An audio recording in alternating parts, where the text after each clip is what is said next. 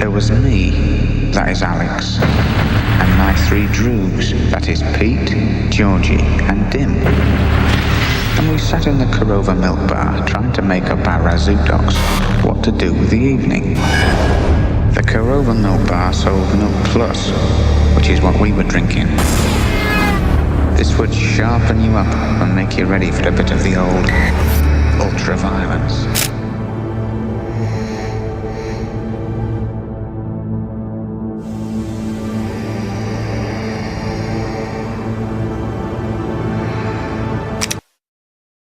Apa jadinya jika kebaikan bukan pilihan, melainkan paksaan? A Clockwork Orange, film kontroversial garapan Stanley Kubrick tahun 1971, menjawabnya dengan gambaran yang mengerikan sekaligus cerdas. Dalam video ini, kita akan sama-sama buktikan bahwa bentuk sinematik film, mulai dari pencahayaan hingga kostum, digunakan untuk mengkritik bagaimana negara menghancurkan moralitas demi ketertiban semu. Alex, remaja sadis pencinta Beethoven, memimpin geng yang bernama Droogs untuk melakukan ultra-violence di malam hari. Suatu malam, ia ditangkap, lalu menjalani eksperimen kontroversial yang bernama Ludovico Technique. Terapi yang membuatnya mual setiap kali membayangkan kekerasan. Strukturnya linear, tapi akhirnya menjadi open-ended. Kita tidak tahu apakah Alex benar-benar berubah atau justru semakin licik. Kubrick di sini sengaja membuat kita gelisah sampai detik terakhir.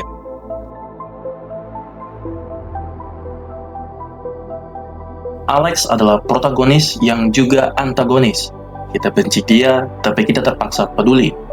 Karakter lain seperti Mr. Deltoid dan penulis F. Alexander adalah representasi dari otoritas dan balas dendam. Apakah Alex berkembang? Ya, tapi secara fisik, bukan secara moral. Setelah terapi, ia kehilangan kemampuan untuk memilih jahat, bukan keinginan untuk jahat. Ada repetisi dalam cara Alex berbicara dan gestur bermusiknya. Setiap karakter mempunyai fungsi. Ayahnya yang pengecut, teman-temannya yang pengkhianat, dan menteri dalam negeri adalah hipokrit. Semua ada untuk menekan satu pertanyaan. Apa gunanya jadi baik kalau tidak punya pilihan? Berlatar di kota London alternatif yang retro-futuristik, yang terlihat aneh, dingin, dan palsu. Milk bar dengan patung perempuan telanjang dari plastik, rumah Alex yang penuh warna absurd. Di sini Kubrick sengaja membuat dunia ini terlihat seperti tidak realistis, tapi psikologis. Rumah sakit Ludovico yang steril dan kejam seperti penjara, dan juga rumah penulis Alexander yang justru hangat, tapi di sanalah balas dendam terjadi.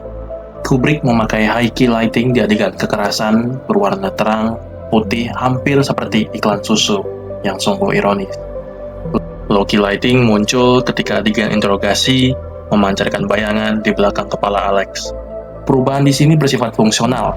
Ketika Alex baik secara paksa, cahaya jadi lebih lembut, tapi tatapannya kosong.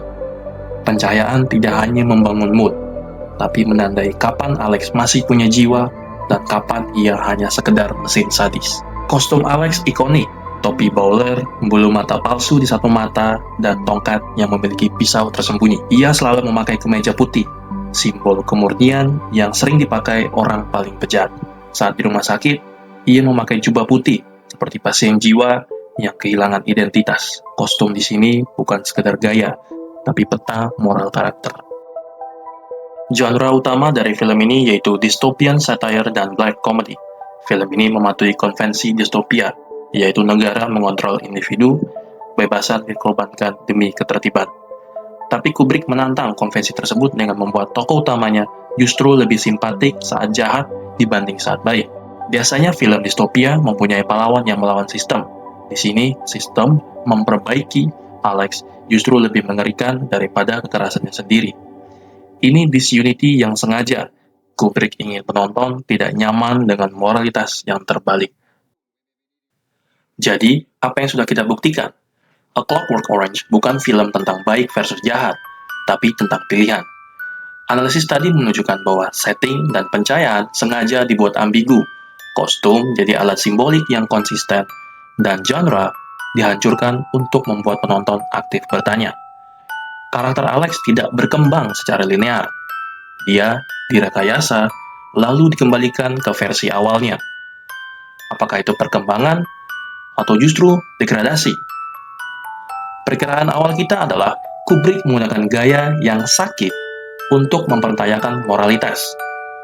Jawabannya benar, karena film ini membuat kita jijik, terhibur, terus berpikir tanpa pernah memberi kepastian.